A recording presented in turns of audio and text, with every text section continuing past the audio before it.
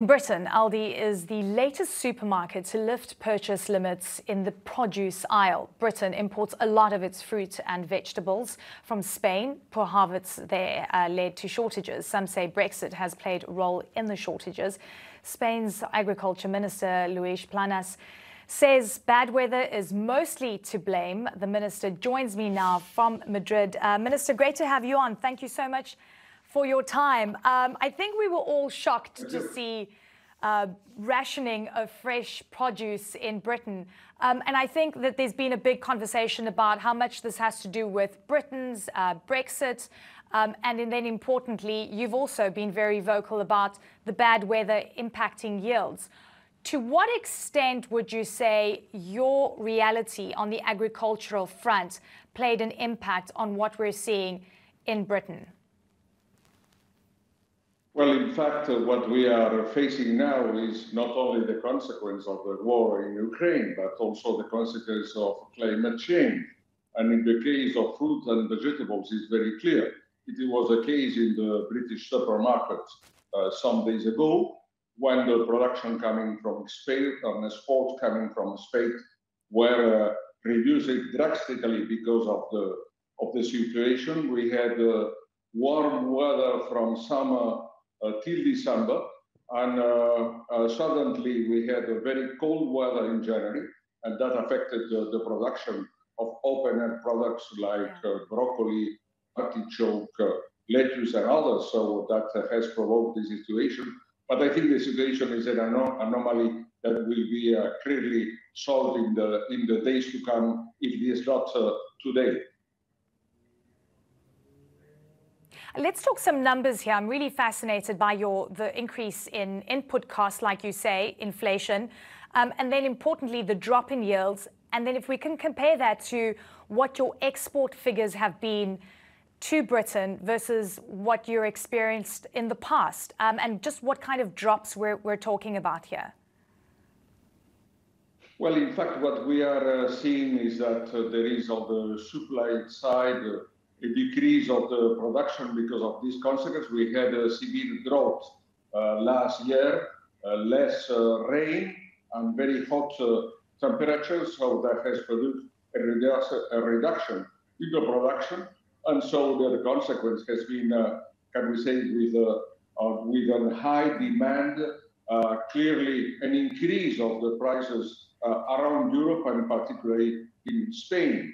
And in fact, that has created also a deviation from the exports that are coming to the UK to other European countries. In fact, UK is a fifth Spanish destination, 4.6 billion euros, of which 2.2 billion euros are fruits and vegetables. So it's very important for us.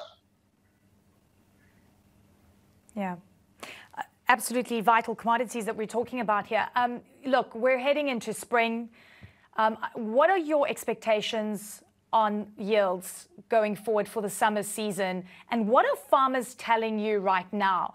Are the inflationary pressures putting so much, of pressure on farmers where they're thinking very differently about the crops that they will be planting, and de facto that will have an increase in prices down the line? Sure, we are facing a situation that is not a normal one. We are facing a high inflation derived from the increase of the cost of the war in Ukraine. Particularly, I am talking about cereals, about oil seeds, about fertilizers, and that has created an spiral that is going up. I think that we have more or less, I hope, come to the end of that. Now is just 12 months of the beginning of the war in Ukraine, and we think, and we have next week a meeting of the agriculture ministers in Brussels, and our common thinking is that I think that the prices of the food will stabilize and decrease in the coming weeks and the coming months. But we have both factors. We have the one, Minister, of the consequence of the do you expect, and also the climate change. Yeah. Absolutely. Let's talk about shortages. Are you expecting a recovery in what you're producing in the next few months? And as you mentioned, climate change is that externality which you cannot control. So we don't really know what lies in the months ahead, but I assume you're thinking about mitigation factors.